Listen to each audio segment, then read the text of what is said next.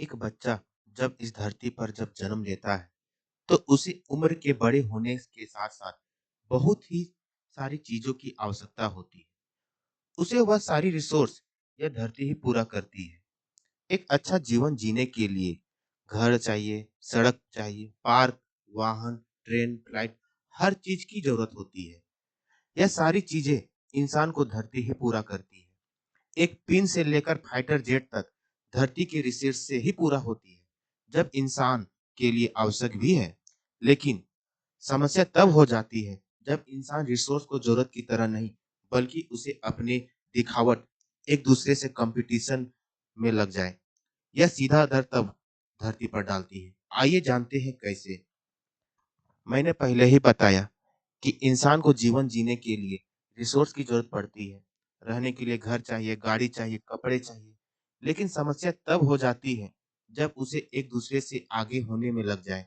जहाँ एक घर से एक इंसान का काम हो सकता है, तो धन आने के बाद वह 4-5 घर लेने की कोशिश करेगा। जहाँ एक कार, बाइक से जीवन आराम से निकल सकता है, लेकिन वहीं एक-दूसरे को दिखावट में उतर जाए। जैसे कि मन में यह चलने लगे, क्या मैं उससे कम हूँ? पता है, पड़ोसी ने 20 लाख की कार खरीदी है और हमारे पास मात्र 12 लाख वाला ही है। अरे आप उन परिवारों को शादी के समारोह में देखा, कितने महँगे साड़ी और गहने पहने थे। मेरे पास तो ऐसे है भी नहीं।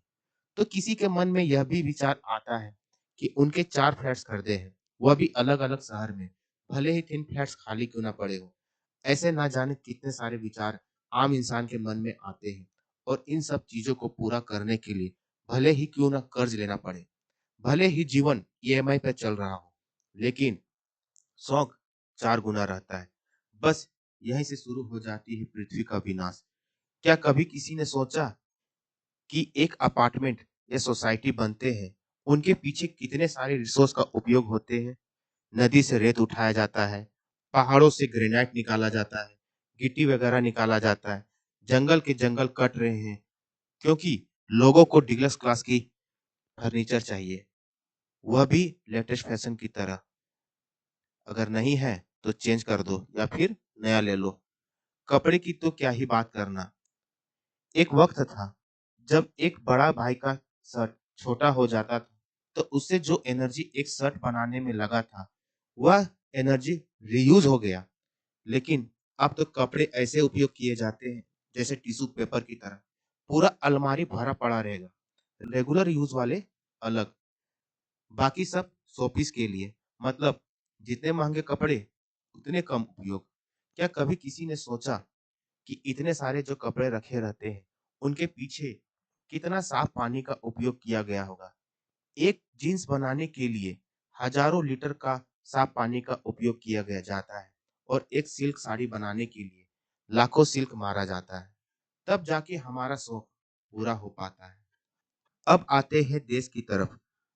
आज हर देश एक-दूसरे से आगे निकलने के लिए जी-जान लगा रहे हैं, ताकि हमारी जीडीपी सबसे आगे रहे। जहाँ पहले सिंगल रोड पे काम हो जाता था, आज वहाँ 6 लाइन चाहिए। प्रोडक्शन पे प्रोडक्शन किए जा रहे हैं। इसके लिए क्यों ना जंगल के जंगल काट दिए जाएँ। जानवर सबका यह धरती थोड़े ना है। जानवर लोग अपना समझे। फिर यही लोग सोशल मीडिया में जाकर लिखते हैं, save trees and save animals. हम यह नहीं कहते कि लोग ज़रूरत का चीज़ खरीदना बंद कर दें।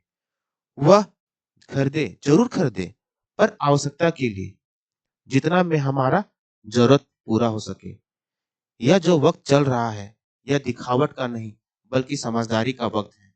हमें कभी यह नहीं सोचना चाहिए कि उनके सबसे फ़ेवरेट क्रिकेटर, एक्टर, एक्ट्रेस ये शौक पूरा कर रहे हैं, तो हम भी करेंगे। अगर यही सोच सब सोचने लगे, तो यह धरती तबाह होने से कोई नहीं बचा पाएगा। क्योंकि यह धरती के रिसोर्स केवल हम लोग के लिए ही नहीं, बल्कि आने वाली पीढ़ियों के लिए। और अगर हम मिलकर चलेंगे, तो यह धरती जीवन, साफ और सुंदर और हरियाली ही बन पाएगी। जय हिंद।